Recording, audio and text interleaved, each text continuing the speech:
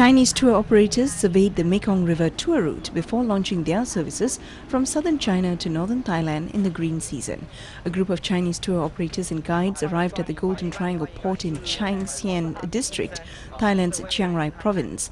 They came from Xishuangbanna Dai Autonomous Prefecture in China's Yunnan province and were received by the Thai delegation led by Wachira Rasa Mejan, Vice Chairman of Chiang Rai's Tourism Council.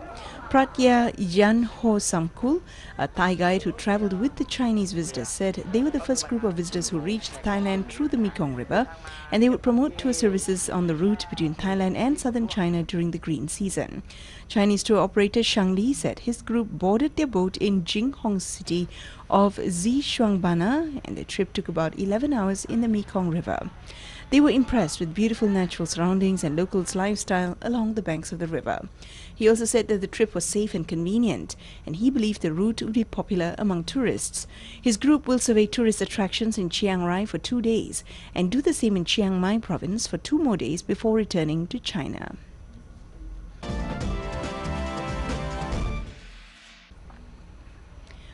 Phuket woman received an honorary plaque for saving British tourists during the tsunami in 2004. Maitri Inthusut, Governor of Phuket Province, presented an honorary plaque to Miss Yupin Singh Wang, 46, who saved British tourists in the December 26, 2004 tsunami incident. The presentation took place at her restaurant named May Tawan on Muang Ngern Road in Katu district of Phuket on July 19. Mr. Maitri said that Miss Yupin had greatly devoted herself to help fellow people in trouble, and she contributed to the positive image of tourism in Thailand. The woman had helped British tourists without demanding anything in return and driven from Phuket to Suvarnabhumi Airport east of Bangkok so that they could catch a flight back to Britain. Ms. Yupin said she was glad and felt honoured that she helped the tourists with her pure heart. She said the British siblings whom she had helped could not find her in the first place because she moved her restaurant from Trai Trang Beach to an uphill location. She said the siblings could find her after posting their story on Facebook, and she was glad that they would come to see her in Phuket this weekend. A rice farmer in Thailand's northeast has revived the nearly obsolete way of farming using water buffalo ploughing his rice field. Chap Mwat Santia of Tung Sang Thong village in Buriram province prepares his field for a new rice growing season just like what his ancestors were doing. Modern machine could do the job quicker, but to cut down family debt, Chap said he realized the cost cutting was the key. Chap said he'd have to pay for tractor, chemical fertilizer and so on that would not sustain life. After 3 years, his debt ballooned to over 100,000 baht. To cut the cost, he had traced back and used a traditional method last year's. With buffalo ploughing, he finished the work on a 15-acre rice field in 2 days.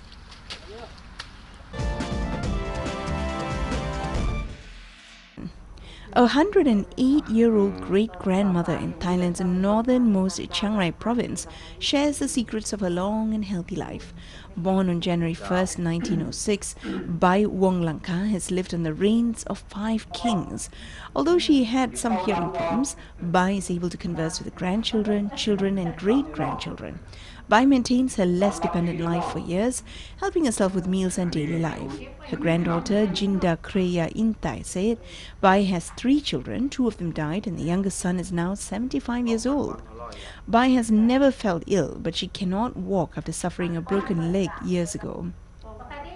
Large proportion of her daily diet is fish, homegrown vegetables and soy milk. She does not put any additives or even seasoning sauce to her food.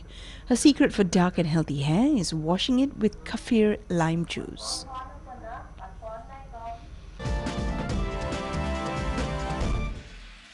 On 15 July 2014, His Majesty Sultan Haji Hassan Al-Bolkiah Muizzuddin Wadaula, the Sultan and Yang di-Pertuan of Brunei Darussalam, turns 68 years old.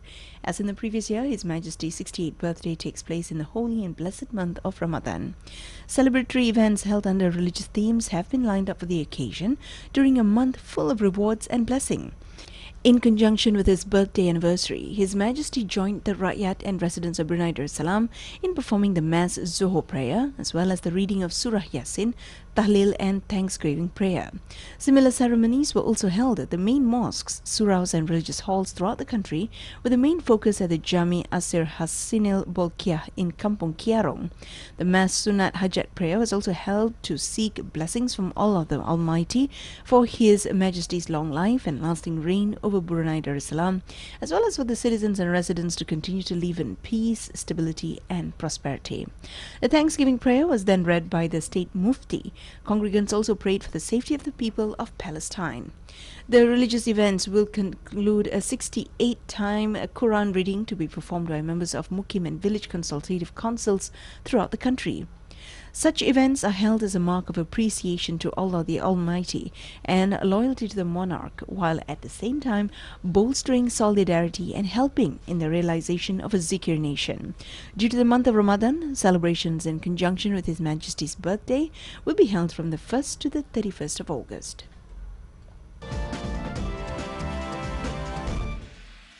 His Majesty Sultan Haji Hassan Al-Bolkiah Muizzaddin Wadautullah Sultan and Yang di-Pertuan of Brunei Darussalam has consented to bestow personal gifts to 11,353 recipients from the Brunei Muara district in conjunction with this year's Hari Raya Aidilfitri celebrations.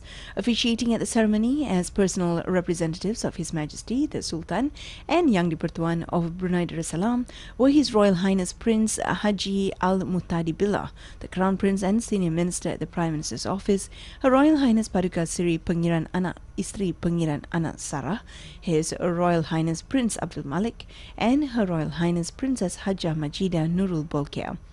The ceremony took place at the reception hall and Baitur Rahmah, Istana Nurul Iman. The personal gifts of His Majesty were presented to special needs people, orphans, recipients of monthly welfare assistance and recipients of aid from the Brunei Islamic Religious Council residing in the Brunei Muara district.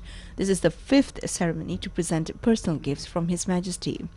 The presentation of His Majesty's personal gifts is significant to the recipients. The personal gifts certainly bring joy and happiness to those who deserve to receive them, especially when Hari Raya Aidilfitri is approaching. This ceremony to present the personal gifts of His Majesty to recipients from specific groups is a continuation of similar ceremonies held previously.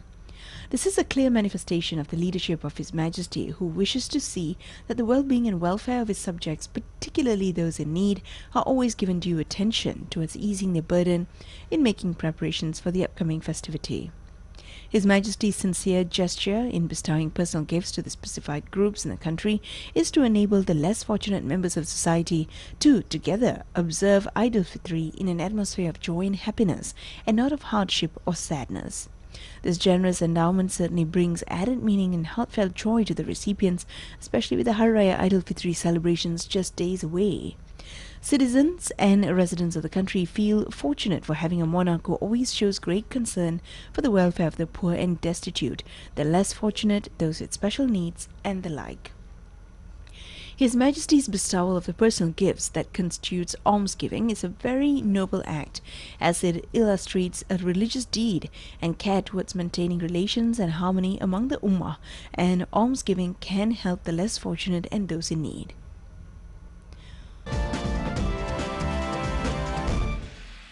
Choral music can be fun, versatile and fascinating. That's what the Grammy Award-winning Pacific Boy Choir Academy proved to audiences in Hanoi as they performed to a packed theatre on Wednesday during their Asian tour. The Vietnamese folk song Bak Kim Trang, as performed by the Pacific Boy Choir Academy and Vietnam's Soul Art Choir. From the way they perform, it's hard to tell that this is only the second time that the two ensembles have sung together on stage. The most fun part is probably the rhythm.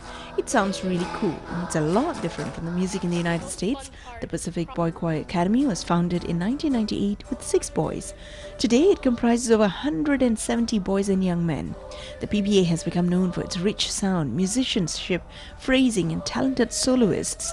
Their recording work has won them 3 Grammy Awards. From classical works by Handel and Mendelssohn to the pop rock tunes of the Beatles, the Pacific Boy Choir show how versatile their music can be. Having gone on tours across the world, the 10 to 18-year-olds know how to impress audiences from different cultures.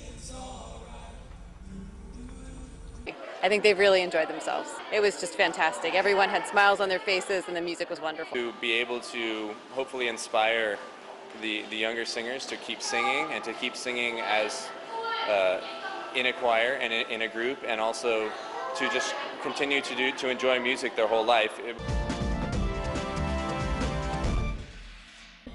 NTUC Health will open its first nursing home in Jurong West in the third quarter of next year.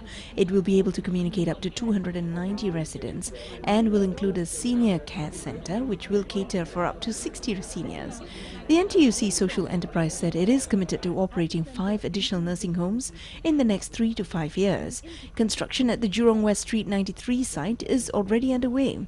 With a plot slightly bigger than the football field, it is set to become a 9-story high nursing home to better cater to the needs of an aging population. The home is being built by the Health Ministry and operated by NTUC Health, which won the tender. The move was announced at a media conference held by NTUC Enterprise, the holding entity of the labour movement's social enterprises. What we hope is to co-locate essential and critical services within this location so that it brings greater convenience to persons with disabilities, as well as employers who are looking to hire, looking to pick up skills, pick up ideas on how to train and integrate persons within the workforce.